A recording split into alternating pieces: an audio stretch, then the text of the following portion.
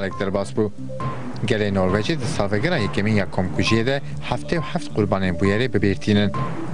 Merasîma bîranînê li paytaxt Osloyê bi tevlîbûna Kral Herald yê pêncemîn dest pê kir. Dûre Serokvezîr Jens Stoltenberg li ciyê kulê Komkujî qewimî bû çelengdanî.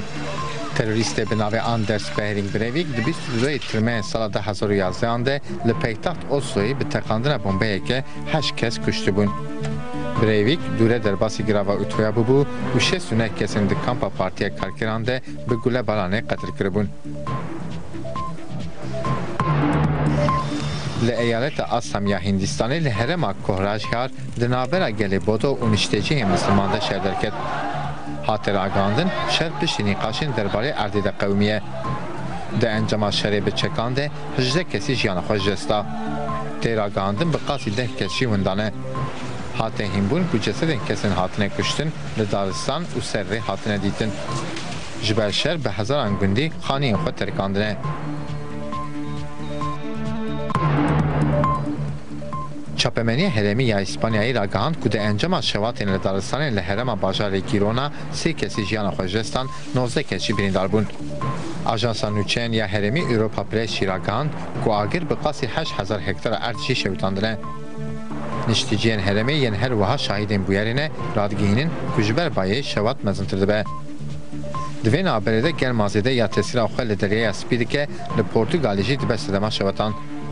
Di têkoşîna dijî şewatê de ji hezarî zêdetir agirkuj dixebitin û bi qasî disud wesayetên ve mirandanê tên bikaranîn. Konferansa ADC ya 19 li Washingtonê dest pê kir.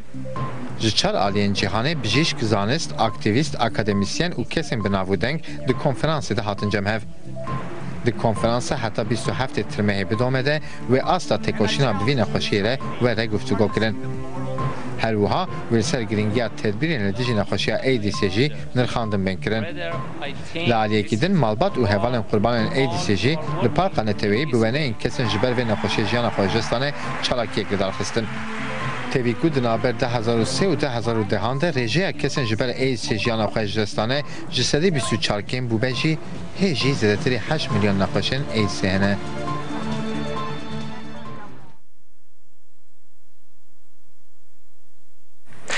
Li Kurdistanê hewaya germ bandoreke neyînî li gel dike, gel ji bo hênik be jî dikevin avê.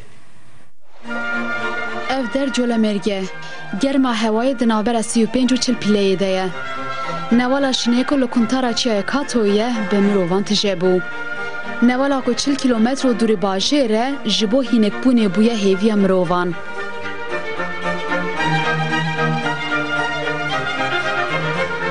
Riha jî yek ji bajarên herî germ yê Kurdistanê ye. Li vê derê pîle bi ser çilî ye. Li bajêr û navçeyan welatî li gor defretên xwe xwehînek dikin. Hin welatî li nava kolanan hewza plastîk tije av kir û ketinê. Li hin deveran jî welatî bi kincan ketin avê.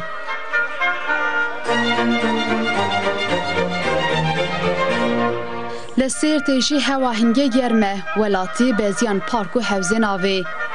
Yek jî deverên ku welatî bi ketina avê stresa hewaya germ ji ser xwe avitin Dêrsim bû. Li Dêrsimê li gundê Sinan Plaj jî welatî ketin avê.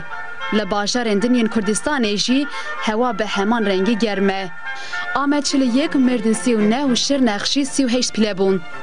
Li bajarên Tirkiyê jî ji ber germahiyê welatî bi rê û rêbazên cuda xwehînek kirin. Li Edenê pîleya germahiyê çil bû. Li vê derê jî zarok bezin newalin derdorê.